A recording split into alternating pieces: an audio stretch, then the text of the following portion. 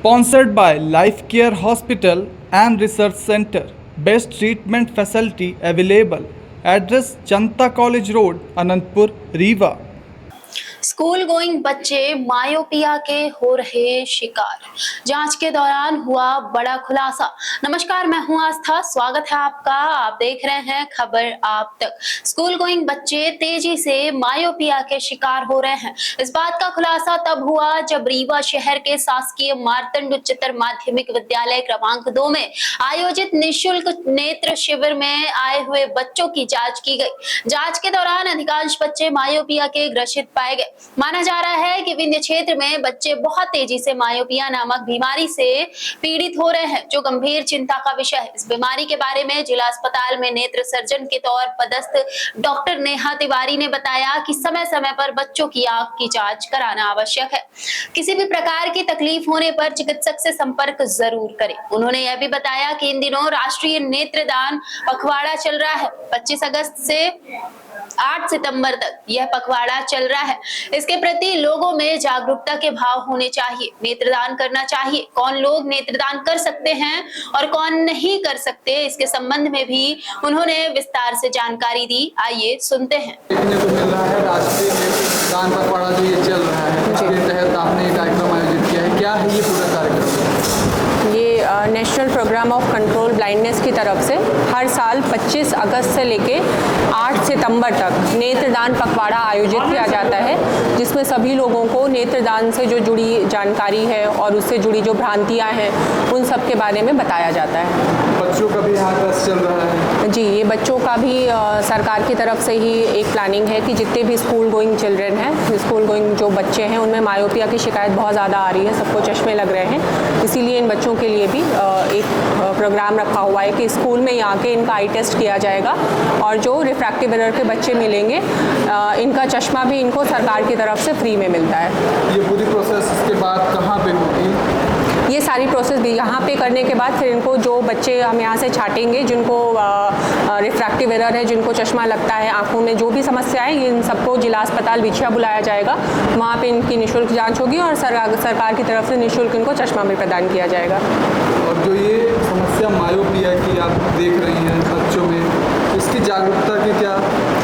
नेत्रदान पखवाड़ा चल रहा है तो कुछ चीज़ें नेत्रदान पखवाड़े के बारे में बता देती हूँ। अभी नेत्रदान में लोगों के मन में बहुत सारी भ्रांतियाँ हैं। सबसे पहली बात तो ये है कि यही नहीं पता है कि नेत्रदान करना क्यों है।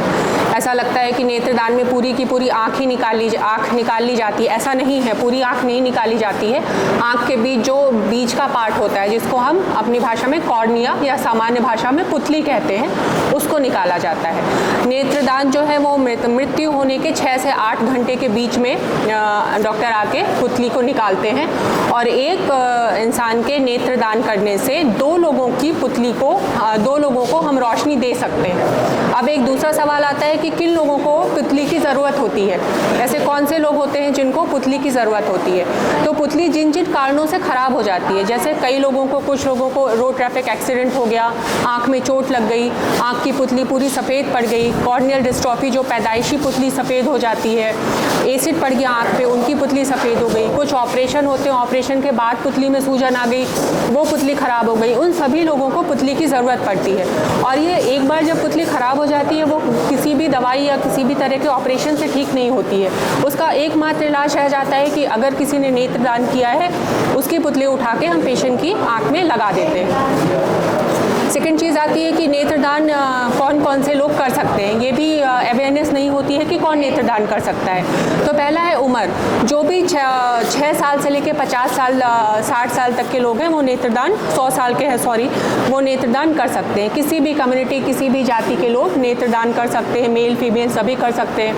फिर दूसरी चीज़ है जिनको चश्मा लग रहा होता है, वो भी नेत्रदान कर सकते हैं। चश्मा उतारने के लिए जिनकी लेसिक की सर्जरी हुई है, वो भी नेत्रदान कर सकते हैं। जिनका डायबिटीज़ या हाइपरटेंशन की वजह से आँख का पर्दा खराब है, वो भी नेत्रदान कर सकते हैं, बशर्ते उनकी पुतली अच्छी होनी चाहिए, पुतली में कोई खराबी नहीं होनी चाहिए। और बीपी है, शुगर है, अस्थमा है, हार्ट है, कोई भी किसी भी तरह के पेशेंट जिनकी पुतली अच्छी है, वो लोग नेत्रदान कर सकते हैं। नेत्रदान कौन नहीं कर सकता?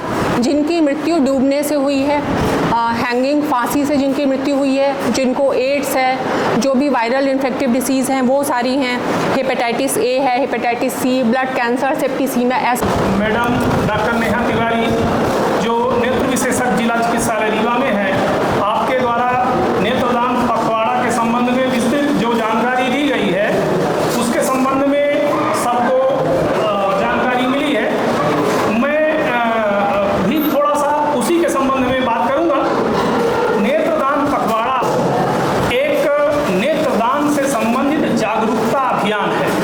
वास्तव में हमारे भारतवर्ष में आज की स्थिति में करीब 1,35 लाख लोग कार्नियल ब्लाइंडनेस से पीड़ित हैं, जो नेत्रदान से ठीक किया जा सकता है। जिनको 1,35 लाख लोग के करीब कार्नियल ब्लाइंडनेस से प्रभावित हैं।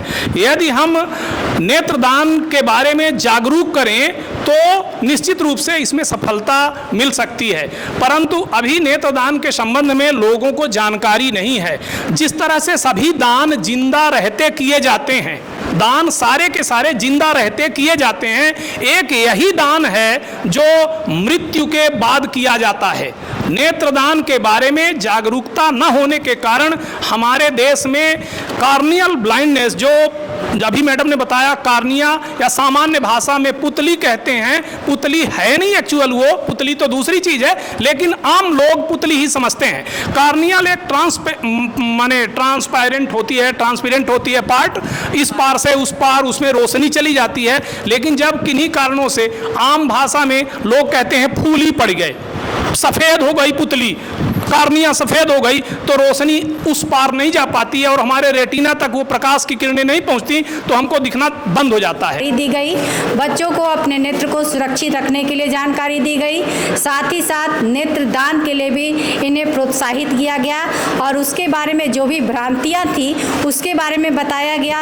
और स्कूलों में इस तरह के कार्यक्रम चलाने से एक बहुत बड़े पैमाने पर हम यह संदेश घर घर तक पहुंचाने में सफल होते हैं, क्योंकि इसके बाद हाँ विद्यालय परिवार के बाद आप कैसे बच्चों में जागरूकता हाँ हमारे विद्यालय में अक्सर इस तरह के कार्यक्रम होते रहते हैं और हमारे शिक्षक भी बच्चों को इस तरह की जानकारी क्लास में देते रहते हैं। और आज के बाद भी जो जानकारी हमें मिली, मुझे जानकारी हुई, इस जानकारी को हम स्कूल में अपने छात्रों को लगातार देते रहेंगे ताकि यह संदेश दूर दूर तक जाए, हर घरों में पहुँचे, क्योंकि हमारे विद्यालय में बच्चे किसी एक परिवार से नहीं आते हैं, अनेकों परिवार से आते हैं, गांव-गांव से जुड़े हुए बच्चे आते हैं। तो ये संदेश हम बच्चों के माध्यम से गांव-गांव तक, घर घर तक पहुंचाने का प्रयास करेंगे।